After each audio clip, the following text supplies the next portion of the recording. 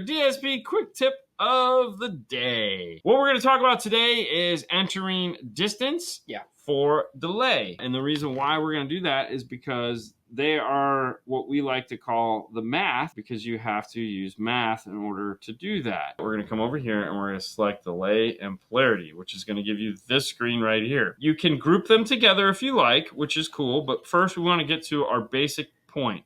And to do that, we have to figure out what the car has for distance first. This is our worksheet that we use. It's a cool little piece of paper, and Fernando has gone in and measured the distance from where your head would be to the corresponding speakers, and those are in red. So in red we have the tweeter is 39 for the driver, 60 for the passenger. This was in a Tundra that we just got done doing.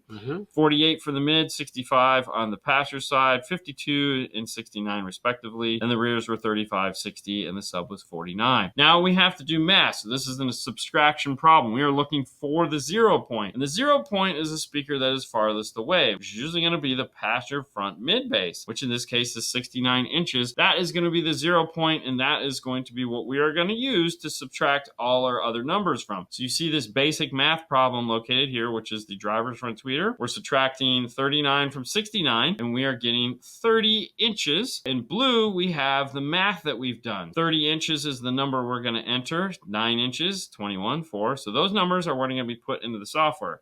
So we'll come back over here to the software. The first thing we want to do is come to the tweeter here, and we're going to type in 30, and then we're going to type in 9, enter, and then 21, 4, 17. And this is all stuff that you can do, like when he's finishing some stuff open in the car, 34. I'll plug in the laptop, start adding this stuff in with my crossovers 9. And stuff like that. My sub is on 20. 12. 20. It's going to be 20. But enter. The one thing you have to make sure that you do correct is that those numbers corresponding to the numbers you just put in. 1 and 2 is tweeters, 3 and 4 is mid, 5 and 6 is mid bass, 7, 8 would be rear, 9 and 10 are nothing in this case, 11 is nothing, 12 is our subwoofer. So now that we have those numbers in, we can switch over to the part to where when we're actually going to tune the car. So now that we're done and we're like listening to it, we're starting to isolate. So we're playing just the tweeters, we're playing just the mid range, we're playing just the mid bass. We're checking to see what is going on. So we go over here to the levels page and we start adjusting the levels, and we're adjusting the levels way too much. It's like, oh, why is that 6? That should not be 6. So what that means is we want to go back in and we want to look at these, and we might need to check some of these numbers because these numbers can be off depending on where we're now sitting in the car. It's okay to do that, but you can do grouping. So if I wanted to take the whole driver's side of the car, or possibly, like, let's say the mid bass is perfect, it's just the mid range and tweeter that are wrong, I can put this on group 1, I can put the mid range on group 1, and now when I make an adjustment to that, I can just click on this and I can just use my arrows.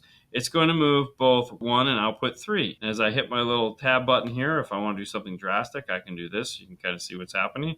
And I can do that for all channels. Now, if I get in there and I was like, oh, hey, wait, now that I've gotten those and I'm like, oh, the mid bass was wrong too, I can add that in, and now the mid bass will move with them. So now I can adjust all of them the same. And if I wanted to, I can go back over here to levels, and I have the same thing too. I can group the levels together. So that makes it really cool in order to set that up. But remember, you have to do some math to get to those delay points to make your life easy. If you enter in the full number, well, just don't do that.